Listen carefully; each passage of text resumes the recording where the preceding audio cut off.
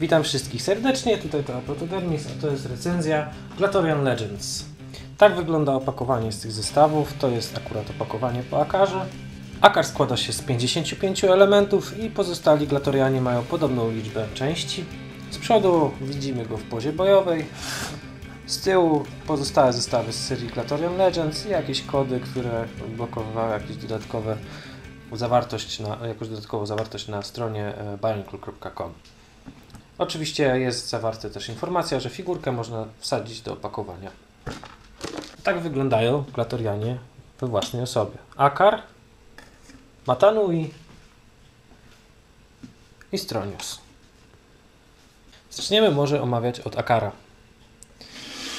skoro już zaczęliśmy od jego opakowania.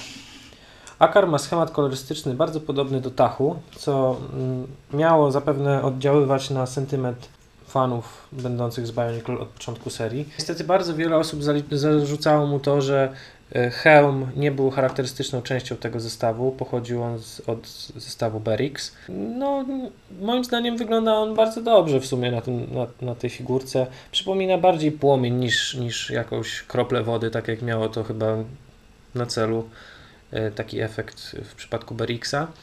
Cała figurka prezentuje się fajnie, ma fajne takie kolczyste naramienniki, które nadają mu nieco bardziej groźnego wyglądu. Grube ręce sprawiają i nogi w sumie zresztą też sprawiają wrażenie, że jest nieco bardziej dopakowany.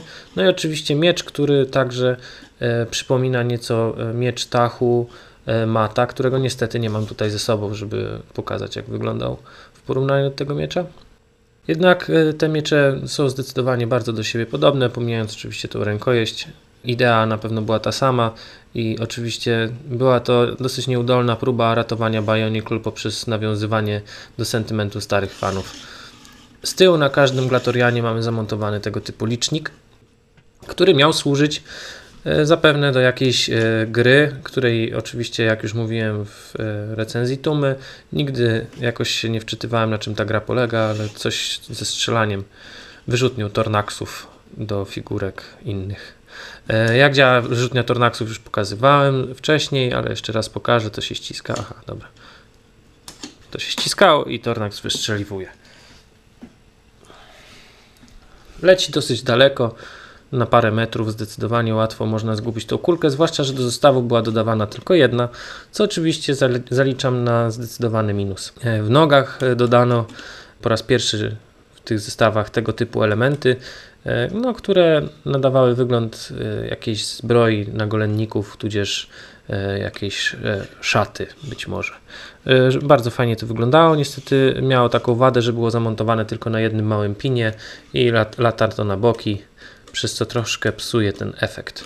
I stopy od Toa i Nika, jeden z moich ulubionych wzór stopy. No niestety, jak widzimy, figurka wprawdzie wygląda dosyć fajnie, ale tak naprawdę jest to odgrzewany kotlet od już jakichś 3 lat, chyba czy 4 lat wstecz, bo to w 2009 roku te figurki były produkowane, a design pozostał ten sam od roku 2006. Tutaj mamy Mata Nui. Mata Nui został przerobiony nieco w takim sensie, że miał być postacią chyba brązową, z tego co mi się kojarzy, no ale niestety brązowe postacie sprzedawały się w Bionicle najgorzej, więc zmienili mu schemat kolorystyczny na żółty. Jak dla mnie strzał w dziesiątkę. Ja również nie lubiłem brązowych postaci. Mata Nui natomiast wygląda bardzo fajnie, przypomina mi schematem kolorystycznym jeszcze dalej sięgającą wstecz figurkę, czyli Slicera, bodajże Judge się nazywał. Slicer Judge również był żółto-czarny, tak jak Mata Nui. Mata Nui nosi na twarzy hełm w kształcie maski Igniki, czyli maski życia. Wygląda praktycznie tak samo jak w wypadku Toa Ignika, tylko że jest po prostu dużo mniejszy i sięga z tyłu na tylnią część głowy. Zresztą już zaraz zaprezentuję. Proszę bardzo, tutaj Toa Ignika i jego maska właśnie. Również to jest Ignika, czyli maska życia. Ściągniemy je i pokażemy, jak to wyglądało. Taka jest różnica w rozmiarze pomiędzy tak zwaną starą a nową Igniką. Tak to wygląda od boku.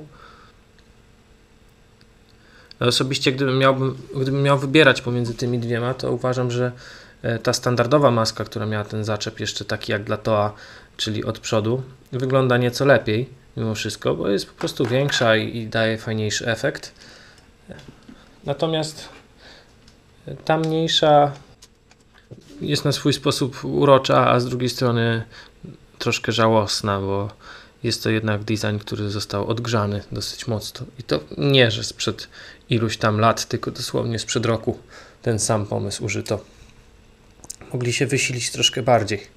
Zwłaszcza, że to w końcu Mata Nui, czyli najważniejsza postać w świecie Bionicle, który został potraktowany bardzo, bardzo po sierocemu. Nie, jak to się mówi?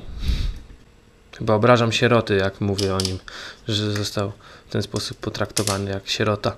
W każdym razie hardkorowi fani spodziewali się po tym zestawie zdecydowanie czegoś więcej. Mata Nui powinien zostać wydany jako robot typu Wszechświat Matoran, a nie w ten sposób. I został... dobra, już wiem, to miało być po macoszemu potraktowane. Oczywiście został potraktowany po macoszemu. Dobra, możecie się śmiać do woli. W każdym razie figurka jako taka, gdyby to nie był Mata Nui, to bym powiedział, że to bardzo fajny Toa Ignika. Niestety to nie jest Toa Ignika, tylko Mata Nui. W związku z tym stwierdzam, że no niestety spieprzyli to jak tylko mogli. Ma bardzo fajne tutaj na ramionach takie te kolce. Oczywiście mogli się troszkę bardziej postarać i zastosować inny element niż ten, który Mata Nui już trzyma w ręku. No ale jak już zdążyłem wspomnieć, mimo że to była najważniejsza postać w świecie Bionicle, to projektanci go dosyć mocno olali i nawet niespecjalnie wymyślili mu broń, tylko dali mu tarczę, wyrzutnie Tornaxów, tarcza zbudowana w sumie z jego naramienników. Fajnie jest zrobiony ten tors z tego żółtego elementu. Ja go wcześniej kojarzę tylko z zestawu Krika. Nie wiem, czy jakiś inny zestaw jeszcze go miał, ale dobrze to wygląda w miarę. Fajnie się komponuje z tymi czarnymi elementami. Tak też zresztą jak te elementy tutaj na zbroi na udach też dobrze wyglądają, chociaż od przodu wyglądają zdecydowanie gorzej niż od boku. Nie wiem, czy to widać od boku. To jednak no nie ma tragedii, jeśli o to chodzi. Trochę niezrozumiałe dla mnie przeznaczenie tych kulek. Może jak ich odkryję, to dopiszę gdzieś w komentarzach, po co one tutaj były. Nie wiem. Oczywiście licznik na plecach standardowo. I nogi praktycznie identyczne jak u Akara, tylko że z pazurami.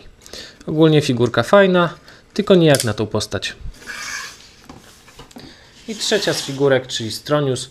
Stronius ma już nieco inny design niż pozostałe dwie figurki. Jest dosyć solidnie opancerzony, ma tutaj takie bardzo duże pancerze na ramionach, które bardzo zakrywają tutaj wszystkie luki, które znajdują się pod spodem, jak widać, a jest ich dosyć sporo. Także fajnie, że taki duży ten pancerz tutaj dali, tego nie widać, przynajmniej na pierwszy rzut oka. Co mi się nie podoba w tym, to że 3 razy użyli tego samego elementu i tak w sumie na ramionach ma to samo co na torsie, gdzie ramiona chyba powinny być jednak troszkę mniejsze.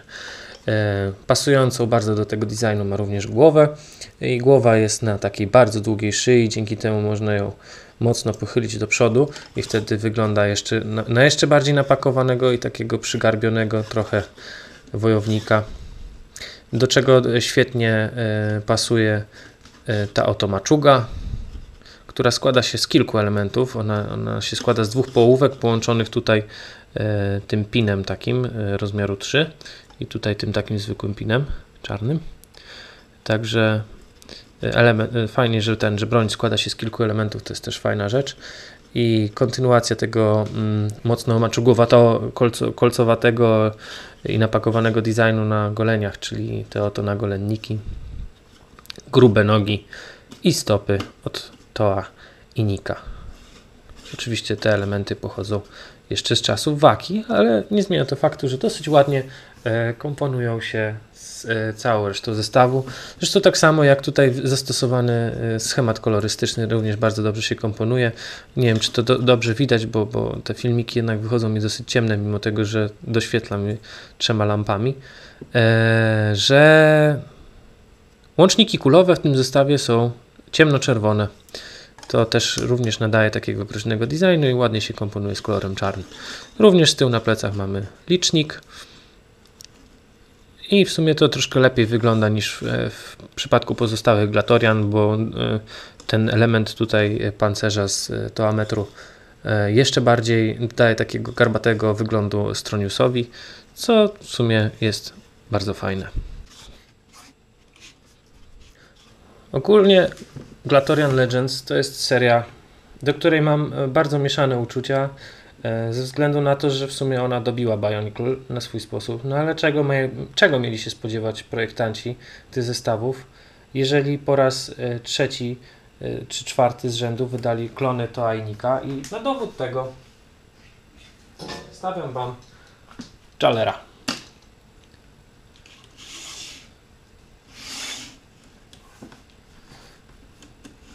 Któryś raz z rzędu w sumie ta sama figurka, tylko pododawane elementy pancerza nowe do niej i zmieniony schemat kolorystyczny. No nie postarali się po prostu panowie projektanci. Bardzo się zawiodłem. Poprawię troszkę widok, żeby to było widać, jak to wygląda. Nawet kurde, ten pancerz miał taki sam, tu wszystko to samo. No jakby wiedzieli, że Bionicle umiera i czas je dobić po prostu tymi zestawami.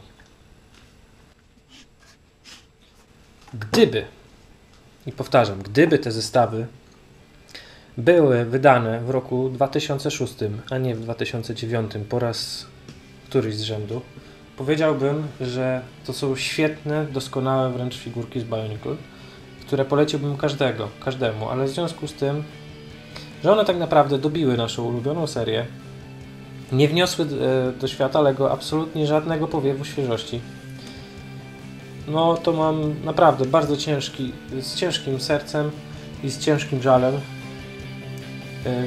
spotęgowanym jeszcze przez to, jakim zawodem był Matanui, który powinien zostać wydany w zupełnie innej formie.